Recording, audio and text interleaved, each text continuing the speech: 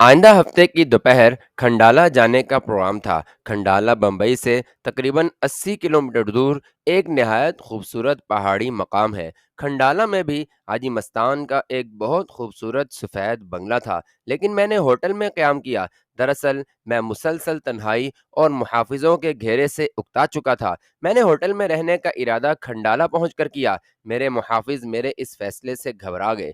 मैंने हाजी मस्तान को फ़ोन किया तो उसने कहा कि कोई हरज नहीं, वो फौरी इंतज़ाम कर देता है। हम होटल की रिसेप्शन में बैठे थे कि होटल का मैनेजर आया और निहायत मुअद्दब होकर बोला, होटल का बेहतरीन कमरा आपके लिए हाजिर है। मैं होटल में एंट्री के लिए रिसेप्शन पर जाने लगा तो मैनेजर ने कहा कि इसकी ज़रूरत नहीं, हाजी साहब ने यह कमरा अपने नाम पर बुक करवा लिया है। आपकी ख्वाहिश के मुताबिक हर शय मुहैया की जा सकती है, आप हुक्म करें। मैंने कहा, फिलहाल तो आप मेरे आदमियों की रिहाइश का इंतज़ाम करें। मेजर ने जवाब दिया कि हाजी साहब के हुक्म के मुताबिक आपके फ्लोर पर ही उनके लिए भी एक कमरा बुक कर दिया गया है। मुहाफिजों की तरफ से मुतमिन होकर मैं अपने कमरे में चला आया। ये कमरा वाकई रॉयल सूट था। एक बेडरूम और अलहदा ड्राइंग रूम के अलावा एक वेटर सिर्फ इस कमरे के लिए मखसूस था। हफ्ते की शाम थी। होटल में कैबरे प्रोग्राम भी था। वो शाम मैंने कैबरे प्रोग्राम देखने और फ्लोर डांस में गुजार दी।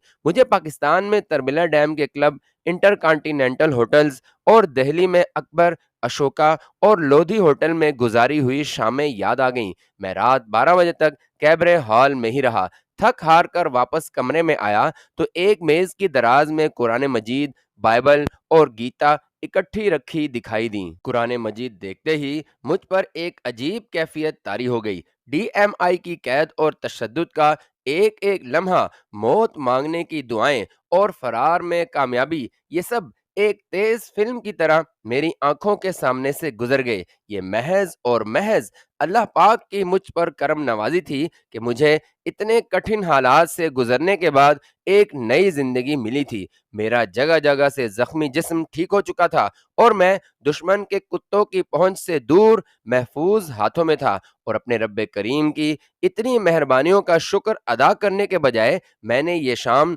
नाचो रंग की महफिल में गुजार दी थी। मेरी जख्मी टांग, जिसे डॉक्टर के बकौल अगर 2-3 दिन मजीद बगैर इलाज के रखा जाता तो काटनी पड़ती, जब बिल्कुल ठीक और नॉर्मल हो गई तो मैं बजाय रुकू और सुजूद के डांस फ्लोर पर नाचता रहा। तुफ है मुझ पर और मेरी जिंदगी पर। गफलत और नदामत से मुझ पर जैसे घड़ों पानी पड़ गया। नदामत के आंसू बे इख्तियार मेरी आंखों से बहने लगे। मैंने वो रात तौबा, इस्तिगफार, रब्बे करीम से माफ़ी मांगने और इबादत में गुजारी और अहद किया कि आइंदा ऐसी महफिलों से दूर रहूंगा। अल्लाह पाक मुझे अपने अहद पर साबित कदम रहने की तौफीक अता फरमाए। अगले दिन हम एलिफेंटा जजीरे की तरफ रवाना हुए। एलिफेंटा जजीरे पर पहुंचने में 1 घंटे से जायद वक्त सर्फ हुआ। यह जजीरा 4 मील के कतर पर फैला हुआ है। बेशुमार दरख्तों और हजारों बंदरों से आबाद यह जजीरा आजकल एक पिकनिक स्पॉट है। बम्बई की बहुत सारी फैमिली पिकनिक मनाने इस जजीरे पर आई हुई थी। यहाँ पर बंदरों की इतनी बहतात थी कि अल्लाह की पनाह। बंदर इतने नडर थे कि चारों तरफ बैठे लोगों के दरमियान धरे खाने को बिला खौफ उठा लेते और दरख्तों पर चढ़कर वो खाना खाते और लोगों का मुंह चढ़ाते थे। हमारे सामने एक आदमी ने तंग होकर एक बंदर को पत्थर मारा। पत्थर तो बंदर को न लगा और न किसी इंसान को, लेकिन बंदर को पत्थर मारते हुए उस आदमी को कई लोगों ने देखा। बीसियों लोग उसके इर्द गिर्द जमा हो गए और उसे हनुमान जी की हितक करने पर कोसने लगे। उस आदमी ने गलती से बता दिया कि वो मुसलमान है। बस फिर क्या था, उसे हिंदुओं के धर्म पर मुसलमानों का डायरेक्ट हमला समझा गया और बहुत सारे हिंदू उस मुसलमान को पीटने लगे। उसकी बीवी और 2 सहमे हुए बच्चे हिंदुओं की मिन्नत समाजत कर रहे थे, लेकिन हिंदू अपनी फितरत से मजबूर अकेले मुसलमान को देखकर आपे में न समा रहे थे। मुझसे बर्दाश्त न हो सका। मैंने अपना पिस्टल निकालकर एक हवाई फायर किया। मेरे 6 मुहाफिजों ने भी फौरन अपने रिवॉल्वर और पिस्टल निकाल लिए और 2-3 हवाई फायर किए। इन फायरों ने हिंदुओं के ब्लड प्रेशर को इतना लो कर दिया कि जिसका हाथ जहां था वहीं रुक गया और वो اس پکنک اسپاٹ سے یوں غائب ہوئے کہ ان مسلمان فیملی اور ہمارے سوا وہاں کوئی انسان دکھائی نہ دیتا تھا۔ ہندوؤں کے بہادر دیوتا ہنومان جی بھی وہاں سے یوں کھسکے کہ صرف دور سے ہی ان کی چیخیں سنائی دیتی تھیں۔ ہندوستانی حکومت خود اپنے ہنومان جی کو سرجری کی عملی تعلیم اور تجربوں کی بھینٹ چڑھانے کے لیے لاکھوں کی تعداد میں مغربی ممالک کو برآمد کر کے ڈالر کماتی ہے، لیکن کسی ہندو کے کان پر جوں تک نہیں رینگتی، اور اگر ایک مسلمان ہنومان جی کی حرکتوں سے تنگ آ کر اسے محض ڈرانے کے لیے کنکر اٹھا کر پھینکے اور وہ کنکر ہنومان جی کو لگے بھی نہ، پھر بھی اسے ہندو دھرم پر ایک ملیچ مسئلے کا ڈائریکٹ حملہ سمجھ کر ہندو مسلم فساد کی فضا پیدا کر دی جاتی ہے۔ ہم اس مسلمان فیملی کو اپنے ہمراہ اپنی لانچ میں بمبئی لے آئے۔ میں گیا تو تھا ایلیفینٹا کے جزیرے کی سیر کو، لیکن واپسی پر میں یہ سوچ رہا تھا کہ ہندو چاہے بھارت کا ہو یا بنگلہ دیش کا، سری لنکا کا ہو یا پاکستان کا رانا چندر سنگھ ہو، سب مسلمانوں سے ازلی نفرت کرتے اور موقع ملنے پر انہیں ہر طرح سے نقصان پہنچانے کے در پہ رہتے ہیں۔ بمبئی میں یوں ہی گھومتے ہوئے ایک روز ہم مشہور کامیڈین محمود کے ایک فلور کے اسٹوڈیو کلا مندر کے پاس سے گزرے۔ یہاں جانا اگرچہ ہمارے پروگرام میں شامل نہیں تھا، لیکن میں اپنے محافظوں کی گاڑیاں سڑک پر رکوا کر اسٹوڈیو کی طرف چل دیا۔ پہلے اسٹوڈیو کے دفاتر آئے، معلوم ہوا کہ محمود بھی وہاں بیٹھا ہے۔ میں نے محمود کے سیکرٹری کو محمود کے فین کی حیثیت سے ملنے کی خواہش کی۔ وہ مجھے اپنے کمرے میں بٹھا کر محمود کے پاس گیا۔ ان دونوں کمروں کے درمیان لکڑی کی پارٹیشن تھی اور اس پارٹیشن میں شیشے کی ایک سلائڈنگ چھوٹی کھڑکی بھی تھی۔ سیکرٹری کے پاس ایک آدمی آیا جس نے بتایا کہ وہ محمود کا چھوٹا بھائی الطاف ہے اور ملنے کی وجہ پوچھی۔ مجھے دیکھتے ہی وہ گہری نظروں سے میرا جائزے لینے لگا تھا۔ کچھ دیر بعد وہ بولا کہ میں محمود بھائی سے پوچھ کر آتا ہوں۔ سلائڈنگ کھڑکی شاید تھوڑی سی کھلی رہ گئی تھی یا پتلی پارٹیشن کی وجہ تھی کہ مجھے الطاف کی محمود کے ساتھ بات صاف سنائی دی۔ وہ کہہ رہا تھا، الطاف بھائی، یہ شخص یقیناً وہی مفرور پاکستانی ہے جس کی تصویر اخبار میں چھپی تھی اور میں نے آپ کو دکھائی بھی تھی۔ محمود کے پوچھنے پر کہ اب ہم کیا کریں، الطاف نے کہا، ہم پولیس کو اطلاع دیتے ہیں، اسے ہم اپنے اسٹوڈیو سے گرفتار کروائیں گے۔ یہ سب گفتگو انگریزی میں ہو رہی تھی۔ الطاف نے کہا، بھائی over a night you will become all India nation hero. بھائی تم رات بھر میں ہی سارے ہندوستان کے قومی ہیرو بن جاؤ گے۔ یہ سن کر اب میرا وہاں رکنا مصیبت کو خود دعوت دینے کے مترادف تھا۔ میں اٹھا اور تیز قدموں سے سڑک کی طرف چل دیا، اور اس سے پہلے کہ وہ اپنے پروگرام کو عملی جامہ پہناتے یا مجھے روکنے کی کوشش کرتے، ہمارا گاڑیوں کا کارواں وہاں سے روانہ ہو چکا تھا۔ ایسا ہی ایک واقعہ میرین ڈرائیو پر ہل ٹاپ ہوٹل میں دوپہر کے کھانے کے دوران پیش آیا۔ اس ہوٹل کے فرائیڈ جھینگے بہت مشہور تھے۔ میں نے پہلا جھینگا ابھی اٹھایا ہی تھا کہ بمبئی پولیس کے افسر اور درجنوں سپاہی ہوٹل میں دوڑتے ہوئے داخل ہوئے۔ کچھ ریسیپشن کی طرف گئے اور کچھ لابی سے ملحقہ ریسٹورنٹ میں آ گئے جہاں میں بیٹھا تھا۔ میرا ہاتھ جہاں تھا وہیں رک گیا۔ پولیس افسروں کے پاس کچھ تصویریں تھیں جنہیں دیکھ کر وہ لابی اور ریسٹورنٹ میں بیٹھے لوگوں کی شناخت کر رہے تھے۔ مجھے یقین ہو گیا کہ میں بڑی مصیبت میں گھر چکا ہوں۔ میں نے جلدی سے اپنا پسٹل نکال کر اپنے سفاری سوٹ کی پینٹ میں اڑس لیا۔ پولیس کو یوں ہوٹل میں آتے دیکھ کر میرے 6 محافظ بھی خطرے کی بو سونگتے ہوئے ہوٹل کی لابی میں آگے تھے۔ میں نے دیکھا کہ ان سب کے ہاتھ کپڑوں میں چھپے اسلحے پر تھے۔ پولیس مجھے گرفتار کرنے میں کامیاب ہوتی یا نہ، لیکن اس کوشش میں بہت سے پولیس والوں کی لاشیں ضرور گرنی تھیں۔ ریسیپشن پر گئے پولیس افسروں نے لابی اور ریسٹورنٹ سے پولیس والوں کو بلا لیا۔ ان میں سے کچھ تو ہوٹل کی 2 لفٹوں اور باقی سیڑھیوں سے اوپری منزل کی طرف چلے گئے، اور 10-15 منٹ میں ہی وہ 2 آدمیوں کو ہتھکڑیاں لگائے اور مارتے پیٹتے لابی میں آ گئے۔ کچھ سپاہیوں نے 5 سوٹ کیس اٹھا رکھے تھے۔ ان کے جانے کے بعد میں نے بڑی بے دلی سے تھوڑا سا کھانا کھایا۔ ریسیپشن والوں نے بتایا کہ یہ افغانستان سے بھاری مقدار میں جعلی کرنسی لائے تھے اور مخبری پر پکڑے گئے تھے۔ بعد میں حاجی مستان نے مجھے بتایا کہ ہل ٹاپ ہوٹل اسی طرح کے ناجائز کام کرنے والوں کا گڑھ ہے۔ انہی دنوں ایک عجیب واقعہ ہوا۔ ایک رات 11 بجے کے بعد جبکہ میں سونے کی تیاری کر رہا تھا، بنگلے کے باہر کچھ شور سنائی دیا، اور تھوڑی ہی دیر میں محافظ ایک آدمی کو پکڑ کر بنگلے میں لے آئے۔ ایک محافظ نے میرے کمرے میں آ کر بتایا کہ کافی دیر سے دو آدمی بنگلے کے ارد گرد مشکوک انداز میں گھوم رہے تھے۔ جب ہم نے محسوس کیا کہ ان کا مقصد جوہوں کی سیر نہیں اور وہ یہاں سے جانے کا نام ہی نہیں لیتے، تو ہم نے دونوں کو بے خبری میں دبوچ لیا۔ ان دونوں کے پاس پستول تھے۔ ان میں سے ایک کو تو ہم نے سرونٹ کوارٹر میں ہاتھ پاؤں باندھ کر بند کر دیا ہے، اور دوسرا بار بار یہ کہہ رہا ہے کہ وہ آپ کو جانتا ہے اور آپ سے ملنے کی نیت سے ہی دونوں یہاں آئے ہیں۔ یہ سوچتے ہوئے کہ کہیں وہ سچ مچ آپ کے ملنے والے ہی نہ ہوں، ہم نے انہیں زندہ چھوڑ دیا ہے، ورنہ اب تک ان کی لاشوں کے ٹکڑے یہاں سے میلوں دور سمندر میں پھینک دیے گئے ہوتے۔ میں حیران تھا کہ بمبئی میں مجھ سے ملنے کی کوشش کرنے والے ایسے کون ہیں جنہیں حاجی مستان اور یوسف پٹیل کے آدمی بھی نہ جانتے ہوں، اور نہ ہی انہوں نے ان دونوں کا ریفرنس دیا ہو۔ میں سوچ میں پڑ گیا، یہ انٹیلیجنس گروپ سی بی آئی یا ڈی ایم آئی کے آدمی بھی ہو سکتے تھے۔ یہ بھی ممکن تھا کہ حاجی مستان اور یوسف پٹیل کے مخالف گروہوں میں سے کسی کے کارندے ہوں۔ جب میں صحیح طور پر انہیں پلیس نہ کر سکا تو میں نے محافظ کو کہا کہ اسے میرے پاس لے آؤ اور اپنے ساتھیوں کو تیار رکھو، ممکن ہے انہیں ختم کرنا پڑے۔ محافظ کو ہدایات دے کر میں نے اپنا پسٹل نکال کر میز پر اخبار کے نیچے رکھ دیا۔ اتنی دیر میں دو محافظ اسے پکڑے ہوئے میرے کمرے میں لے آئے۔ درمیانی شکل و صورت اور بمبئی کے سانولے اور میانہ قد و قامت کا آدمی میرے لیے بالکل اجنبی تھا۔ محافظوں کے سامنے وہ مجھ سے بات کرنے سے کترانے لگا اور پنجابی میں بولا، میں علیحدگی میں بات کرنا چاہتا ہوں۔ محافظ پہلے ہی اس کی تلاشی لے کر اسے غیر مسلح کر چکے تھے۔ میں نے محافظوں کو اشارہ کیا اور وہ کمرے سے باہر چلے گئے۔ میں نے اسے سامنے کے صوفے پر بیٹھنے کا اشارہ کیا۔ صوفے پر بیٹھتے ہی اس نے میرا اصلی نام لیا اور کہا کہ وہ اور اس کے ساتھی میرے محکمے سے ہیں اور وہ بمبئی کے گروپ کا لیڈر ہے۔ اس کی اس بات نے مجھے اور الجھن میں ڈال دیا۔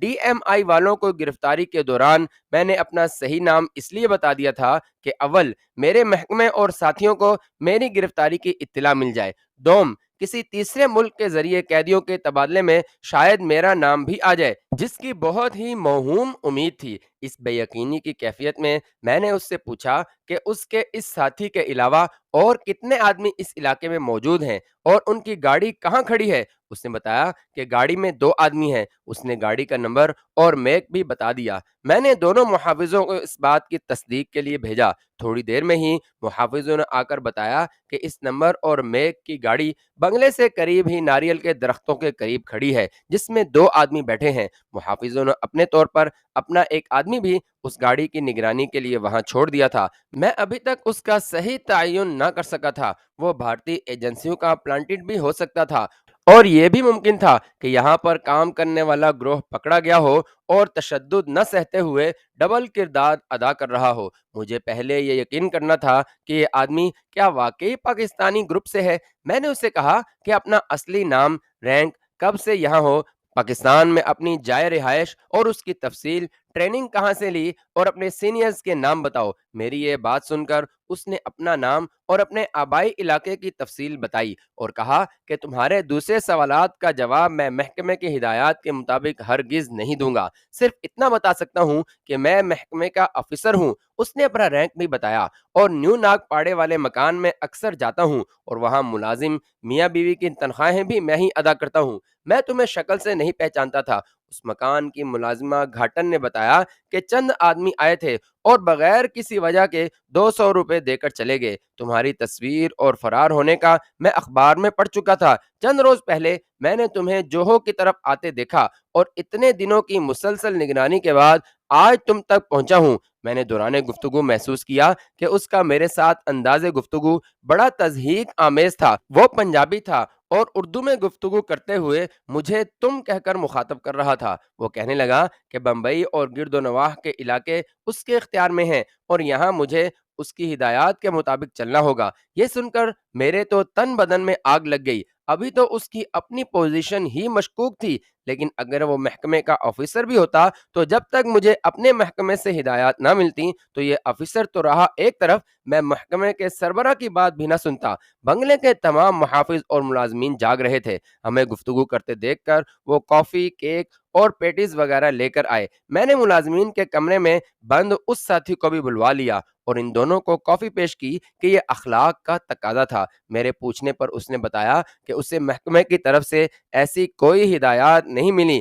लेकिन चूंकि उसने दोहराया, मैं इस इलाके का इंचार्ज हूं, इसलिए मुझे उसकी हिदायत पर अमल करना होगा। अब मेरी बर्दाश्त की हद हो चुकी थी। मैंने बड़ी मुश्किल से अपने गुस्से पर काबू पाते हुए उसकी आखिरी तस्दीक के लिए उसके बताए हुए पंजाब में उसके रिहायशी इलाके की मखसूस लहजे और अल्फाज की पंजाबी में उससे बातें शुरू की। जवाब में वो सादा पंजाबी बोलने लगा। मैंने उसे कहा कि अपनी आबाई जबान में बोलो। मेरा ये मुतालबा सुनकर वो घबरा गया और अटक अटक कर बोलने की कोशिश करने लगा, जिसमें वो बिल्कुल नाकाम रहा। मैंने उससे पाकिस्तान के पहले सदर का नाम पूछा तो वो घगियाने लगा। पाकिस्तान के मुतालिक एक दो और सवाल पूछे तो उसके पसीने छूट गए। मुझे यकीन हो गया था कि ये पाकिस्तानी नहीं और न ही मेरे महकमे से उसका कोई ताल्लुक है, बल्कि ये किसी भारतीय जासूस इदारे का फर्द है। मैंने अखबार के नीचे से पिस्टल उठाया और दोनों को जद में लेकर मुहाफिजों को आवाज दी। मुहाफिजों ने आकर जब मुझे इन पर पिस्टल ताने देखा